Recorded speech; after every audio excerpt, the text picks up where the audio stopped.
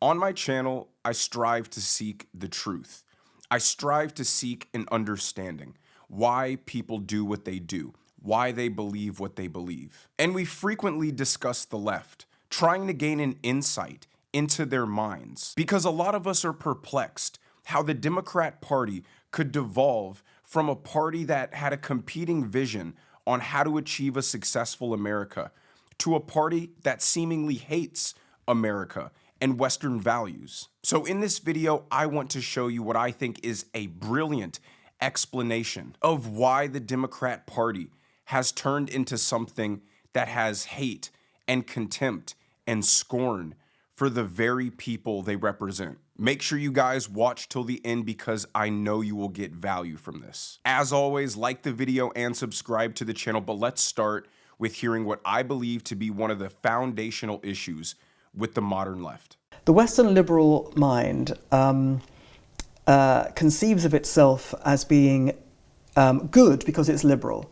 The Western liberal tells him or herself, I'm a good person because I'm liberal, and I'm liberal because I'm a good person, which means that I believe in things like the brotherhood of man, conscience and compassion, looking after the wretched of the world, the poor and the wretched of the world, standing up against abuses of power. These are all good things, and that's why I'm a liberal.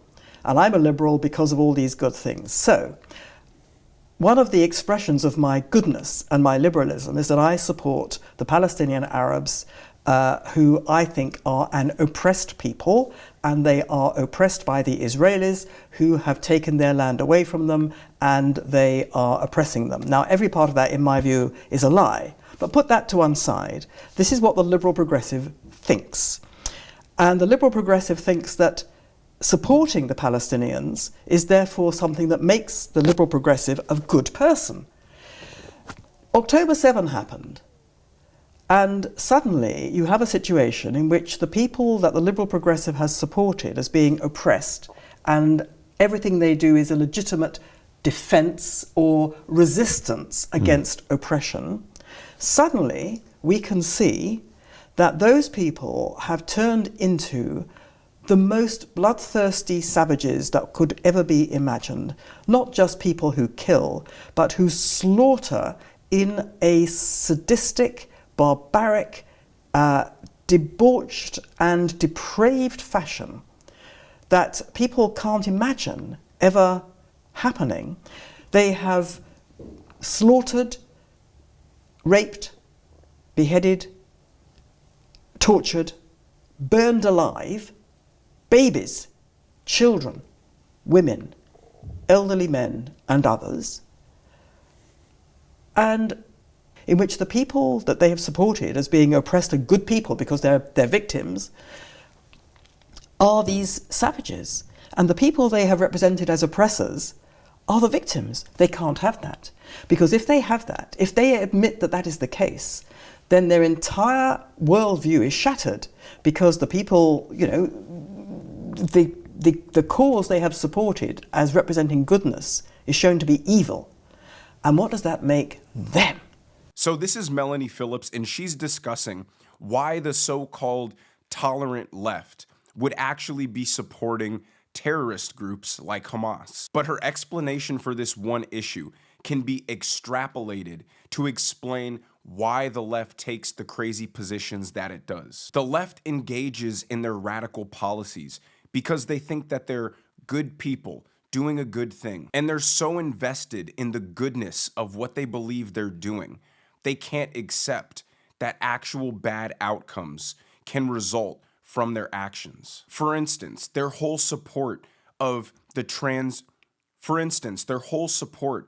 the radical trans ideology, they justify it by saying, look at this fringe group that is obviously going through something. Let's affirm their confusion because it will make them feel good, without realizing all they're doing is sentencing that person to a life of anxiety and depression and confusion and severe mental problems, as these people daily face the internal battle of knowing that they aren't what they're pretending to be. So in order to alleviate this discomfort, they compel the rest of society to adhere to the same delusional worldview the priority on acceptance over truth. And they have to tell themselves that this is a good thing, that they're doing the right thing. Otherwise, it's hard to justify encouraging children to take cross-sex hormones, chemically castrate themselves, and undergo mutilating surgery, and becoming a lifelong dependent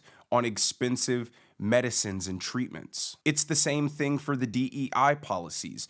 They think it's coming from a place of kindness and compassion. They see certain racial groups performing worse than others, and they think it's automatically due to systemic injustices. So while they're trying to alleviate the problems of the perceived racism and discrimination, they're in fact creating a hierarchy of races, attributing classifications to each race broadly, not even understanding that they're just creating a different form of racism. Like, people think communism just started as gulags and famine and killing people who disagreed with you. No, it starts as an idealistic utopian vision where everybody is equal and the world is fair. But once it's put in practice, the atrocities are inevitable due to the implementation.